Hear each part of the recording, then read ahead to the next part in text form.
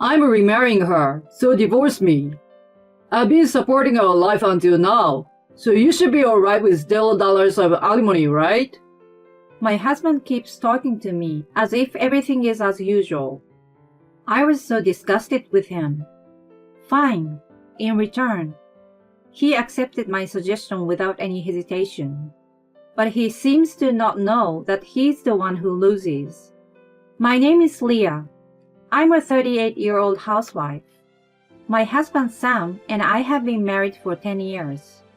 We first met at our workplace. We both knew each other as colleagues working for the same company. We were working on a project together, and as we worked more and more on the same team, we naturally got closer.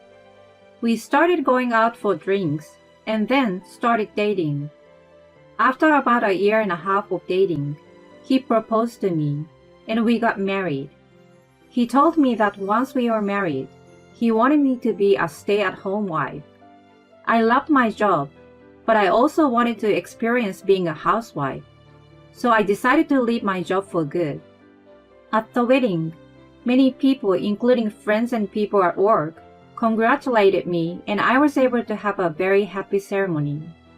My newlywed life with my husband was very enjoyable, and I worked hard at housework every day to be a good wife. I bought cookbooks, cooked many dishes, and improved my skills. My husband seemed always to be happy and said how delicious my food tasted. And he worked very hard at his job. When we were both working, I was paid a little more than he was. But now he brings in the same amount of money as I did back then. So I decided to save money as a housewife. I looked up a lot of money-saving techniques on the internet and YouTube and referred to them.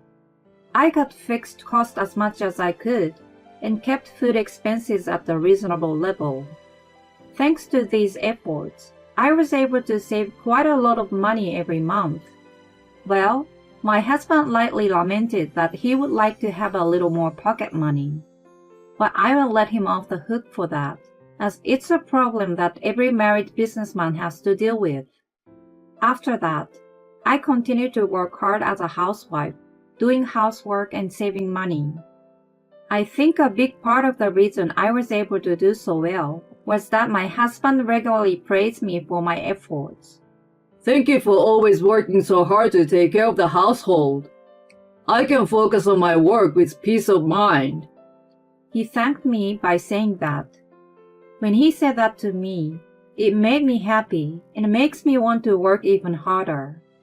Even after a few years of marriage, I was still able to lead a peaceful and happy married life.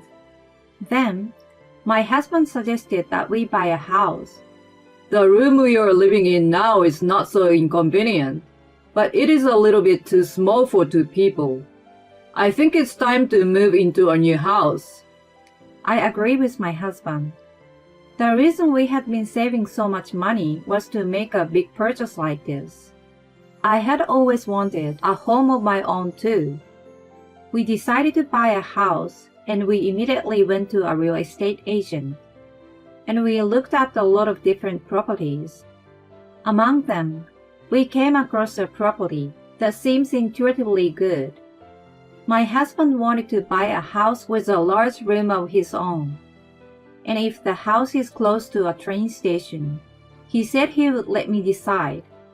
That house already met my husband's requirements, so we decided immediately. We paid the down payment from the savings I had saved, and we took out the loan and moved right in. The life in the new house was comfortable and fresh. My husband and I were very happy, and I felt the same excitement as when we were newlyweds. When we first moved in, we had a lot of fun. We invited each other's friends and had home parties. We enjoyed our life in the new house. Of course, I have continued to save money since then, and I'm saving for the future. The monthly mortgage was just a little more than the rent we had been paying at our former house, so not much has changed in terms of what I do to save. Our lifestyle hasn't changed, but we could live in a comfortable and big house, So how could we not be happy? And so we had a harmonious married life. But there was one problem, that we still didn't have a baby. Neither my husband nor I were in any particular hurry to have children. We just waited for things to happen naturally, thinking that children are a gift from heaven. However, as expected, after about 5 years of marriage, I started to get impatient with the fact that we couldn't have children. We tried infertility treatment and fertility control, but it didn't seem to be working. So my husband and I took some tests. We found out that my husband was having difficulty having children. His sperm count was low. We were a little shocked. He apologized to me and said he was sorry. But that doesn't make me hate him. I don't have any regrets because we couldn't do it after all we did. From now on, let's have a happy life together as a couple. When I said that, my husband nodded his head and said thank you with tears in his eyes. From then on, we decided to live together as a couple. And now we were celebrating our 10th anniversary without any trouble. What should we do for our next wedding anniversary? Well, we could take a trip, go to a fancy restaurant, could do something a little extravagant. Or we could take the plunge and go on an overseas trip. We were having a good time talking about our anniversary like that. As a result, we decided to stay at a luxury hotel in the US. However, about a month before our anniversary, my husband apologetically told me that he had to go on a business trip and that he couldn't go on our anniversary trip. I see. But if it's a business trip, what can we do? I was sad, but our anniversary was on a weekday, so I couldn't force him to take a day off. My husband was promoted to section manager 5 years ago, and he's still working very hard. I hear his subordinates rely on him, so I can't force him to neglect his work. Even if we couldn't go on the day of our anniversary, I was hoping to go on a trip shortly. However, the booked hotel was so popular that it was already booked for this month. We had no choice but to make a reservation for the next month. At that time, I had no idea that it would later turn out like that. Then one day a little while later, my husband came home unusually drunk. He was so drunk that he immediately collapsed on the couch. He was saying something, but it didn't sound like a word. Anyway, I prepared him a glass of water, but he had already fallen asleep. It was Friday, so he must have been drinking with his subordinates. At that moment, his phone lit up and a message appeared on the screen. I had no intention of looking at it, but I saw a heart emoji in the message, so I couldn't help but I stared at it. There was a woman's name, Mary, in the message. The message was only partially visible, but the first sentence is, "I had a great time today," followed by a heart sign. What does this mean? Is my husband having an affair? My husband's phone is locked with a PIN code, so I can't open the message.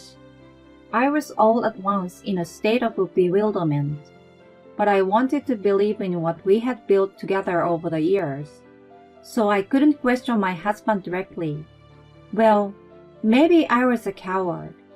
Instead, I decided to ask a credit agency to investigate. The result of the investigation came out just as my husband was on a business trip.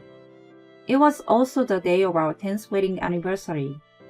I didn't expect to be alone on this celebrating day. I never thought that I would be looking at the documents of my husband's infidelity investigation result. And when I saw the documents, I was astonished. My husband was having an affair, but it had already been a year.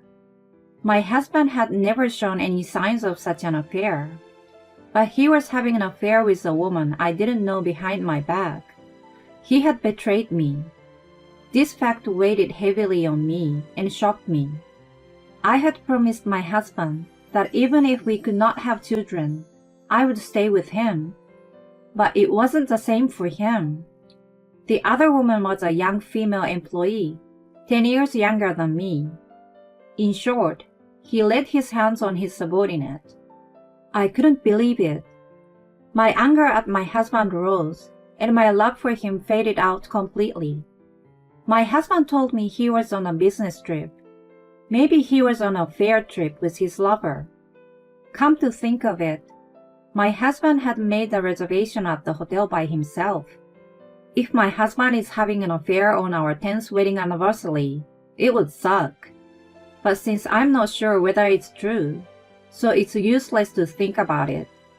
For now, I decided to prepare for a divorce. First, I need to find a job. It's been 10 years since I quit my job, so it's not going to be easy to get hired. So I decided to look for a job as soon as possible and go for an interview. I decided to move back to my parents' house once I got divorced, so I looked for a job in a place that was easy to commute from my parents' house. I found a small accounting firm that was looking for a part-time position. I had a bookkeeping degree, so I decided to apply. I applied online and was contacted immediately and asked for an interview the very next day. I hurriedly prepared my resume and went for the interview. The president of the company who interviewed me had a good impression of me and hired me. I was thankful that I got the job because it lessened my mental burden so much. I then packed my bags and was ready to leave home right away. And then, my husband came home after his business trip. But my husband was not alone. I caught a glimpse of a woman behind him. I had a bad feeling about this, but I kept me cool for now and asked my husband, "Who is this woman?" And then, my husband said this without hesitation. She's my new wife. Huh? When my husband said this, the woman firmly showed her face to me. Ah! Her face was the same as that of the woman in the photo evidence sent to me by the agency. I couldn't believe that my husband brought his lover home. Both of them have suitcases in their hands. This means that my husband was not on a business trip, but on an adulterous trip after all. The adulterer stared at me with a triumphant look on her face. And then, my husband made a startling statement. She's pregnant with my child. What? I'm going to remarry her, and you're going to divorce me.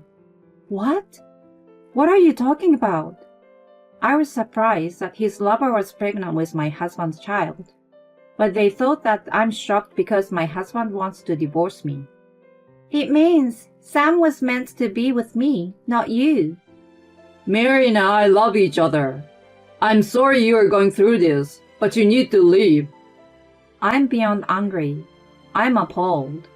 So you're going to break up with me? I pretend to be shocked. But how could you afford to have an affair? With the allowance I was giving you, you couldn't have afforded that. Then, my husband made a surprising remark. It's not like I was giving you my entire salary. Huh? When I didn't understand what he meant, the adulterer grinned and opened her mouth. In your mind, Sam may be a section chief, but actually he became our department head last year. So he gave you his salary as a section chief, and he kept the rest for the dating expenses with me. Oh no! The more I dig the hole, the more I would find out about my husband's behavior. I was ashamed that I swore to spend the rest of my life with this man. Firstly, my husband was a little bit reserved about telling me all of this, but when he was sure that I didn't talk back or got angry, he became brazen. Well, as it turned out, Mary is pregnant with my child. I have to take responsibility, so forgive me. I've been supporting our lives, so of course I'm willing to pay zero alimony to you. You've had it easy as a housewife too. My husband said this without a hint of apology. I was so disgusted with him. Fine. In return, can I have all the property divisions? The money we've saved during our marriage, the house, etc. When I said that, He just said yes. I don't think you could save that much with my salary as a section chief. And this house was not that expensive to begin with, so we can buy this much again soon. My husband readily accepted my request, but he still doesn't know which one of us will lose more from this divorce. I took the divorce papers he brought and signed them. Okay, I will file it myself. Okay. Thank God you are so understanding. I'm glad you were able to get a divorce so easily. The adulterer said that and tangled herself in my husband's arms as if to show me. But I no longer felt any regret at the sight of such a thing, because I was certainly getting more out of the divorce than he was. My husband immediately packed up his belongings and left the house with the adulterer. After that, I filed for divorce and completed all the procedures for dividing the property and the name change of the house. I became a stranger to my husband. A month later, I received a phone call from my ex-husband out of the blue.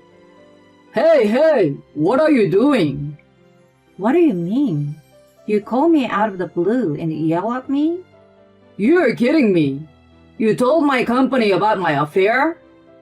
I got a barrage of criticism from upper management and my co-workers, and I was demoted from my current position and got transferred to a regional department. Oops, but I didn't tell the company about it.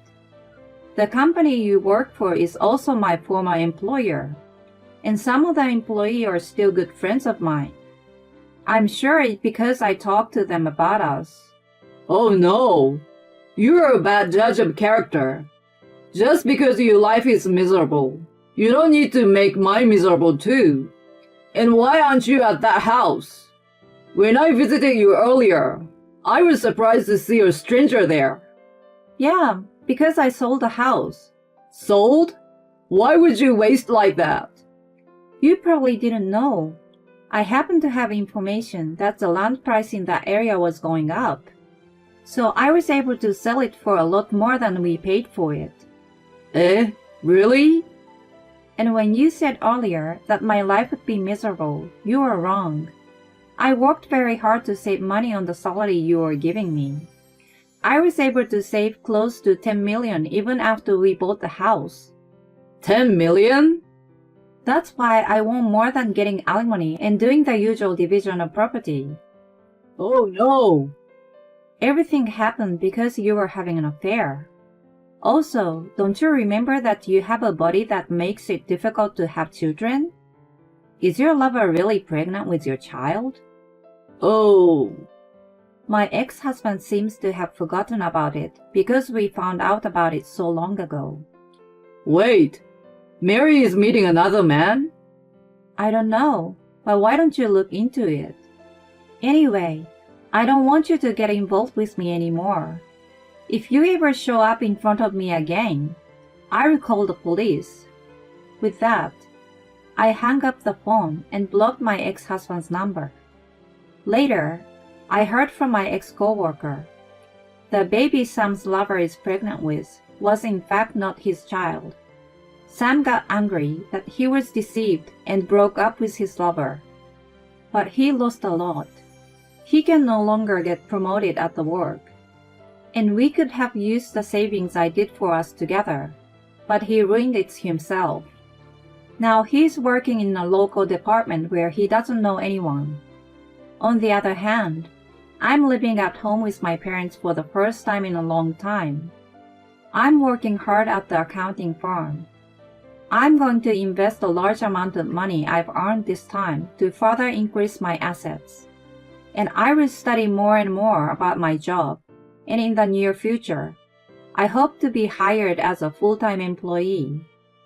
As for my love life, I will take my time and hope to meet the right person. For now, I'm going to focus on work and family time. Even though she knew her husband couldn't have a child, she decided to stay with him. So it sucks that he betrayed her. I think she deserved to get all of the savings, her house, everything. That's how much she supported her shitty husband. And from now on, Her main focus should be on enriching her own life. I hope she will have a happy life.